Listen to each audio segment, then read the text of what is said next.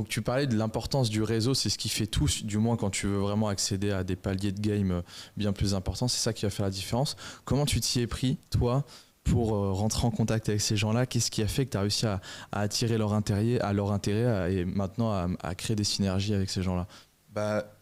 Déjà, premièrement, je pense que faut mettre de l'humain.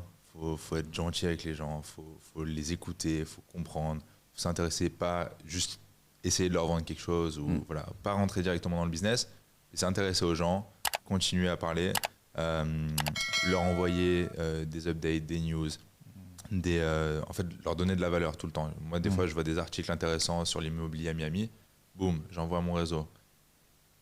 Ils regardent pas, mais au moins ils disent Thomas il est toujours là, il m'envoie toujours des trucs, il m'apporte de la valeur et voilà. Après je pense naturellement aller vers les gens, pas rester dans son coin. Et moi, si tu veux, quand je suis parti à Miami, j'avais vraiment une mission. Je suis parti, je me suis dit, il faut que je fasse du réseau.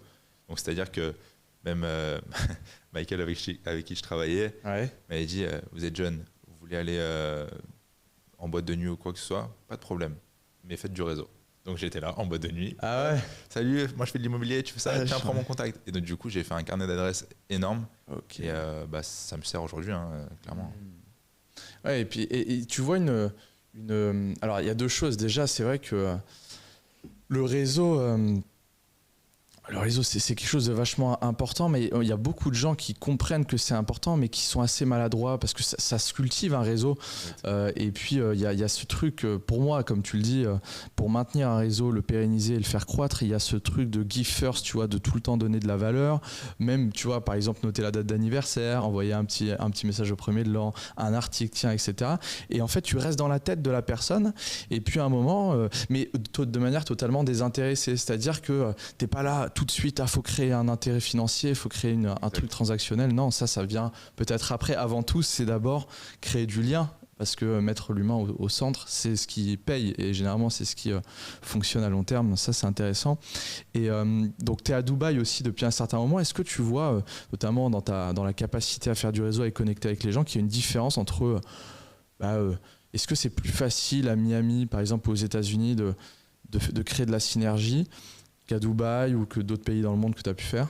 Alors il y a des similitudes. C'est plus proche Miami et Dubaï que Dubaï et France par exemple. Même si je trouve qu'à Miami c'était quand même plus simple de faire du réseau qu'à Dubaï. Ah ouais? Okay. En moins de temps j'ai fait plus de réseau à Miami qu'à Dubaï. Comment tu l'expliquerais ça? Je sais pas si parce que ma seule mission c'était de faire du réseau, donc forcément c'est ton focus. Voilà. Mais je pense qu'à Dubaï, en tout cas, j'ai rencontré certaines personnes qui se mettent des barrières limitantes à l'entrée qu'il n'y a pas besoin de se mettre, alors qu'à Miami, ils sont, je trouve, un petit peu plus ouverts là-dessus, même si ça commence un petit peu à changer ici à Dubaï. Mais c'est toujours très très bien de faire du réseau à Dubaï et bien mieux que la France, 100 fois mieux. Mais par rapport à Miami, on a un tout petit cran en dessous, je trouve. Ah ouais? Ouais. Ok. Ce que tu dis, là-bas, les gens, on va dire, ils sont vraiment là pour ça. Il y a de ça, et il y a aussi, je trouve, on va dire qu'il y a moins de bullshitters à Miami qu'à Dubaï. Je trouve qu'il y a moins de gens qui se la racontent, etc. Alors qu'à Dubaï, c'est plus du show-off. À Miami aussi, évidemment, mais un petit peu moins, donc ils sont plus dans le concret. D'accord. Ils sont plus dans le concret, dans le vrai business. Je connais beaucoup de gens à Dubaï qui vivent comme des millionnaires alors qu'ils ne le sont pas. Ouais, c'est clair. À Miami, un petit peu moins. D'accord. Après, c'est peut-être mon réseau qui est différent d'un endroit à l'autre. Mais en tout cas, de ce que j'ai observé, c'est ça, quoi. Tu as des anecdotes à partager de certaines rencontres que tu as fait à Miami, vraiment qui t'ont marqué? Non, j'ai pas forcément d'anecdotes. J'ai rencontré des personnes exceptionnelles. Ouais. Là, ça me fait penser, tiens, il y a Michael, du coup, avec qui je travaillais, qui lui, pour le coup, le truc du réseau, il l'a bien compris. Ouais.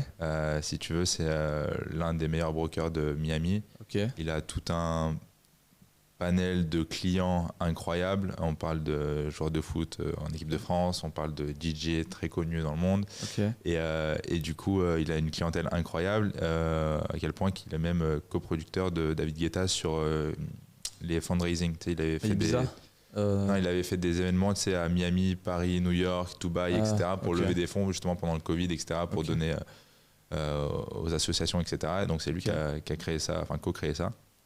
Et donc du coup, grâce à ce réseau-là, j'ai pu aussi voir des choses incroyables. Je pense à un de ses clients. Là, il est passé sur 7 à 8 hier ou avant-hier, justement, Ok. comme quoi agent immobilier, Miami, etc. Ok. Et un de ses clients que je connais avec qui on joue au foot, qui habite à Porsche Tower à Miami, où en fait, tu as un ascenseur Ouais. où tu mets tes voitures dans l'ascenseur et c'est dans ton salon. Donc il a sa Ferrari et son G-Wagon dans son penthouse. Ah Incroyable. ouais. Donc voilà, c'est ces petites anecdotes qu'on Ah peut ouais. voir à Miami qui sont assez incroyables.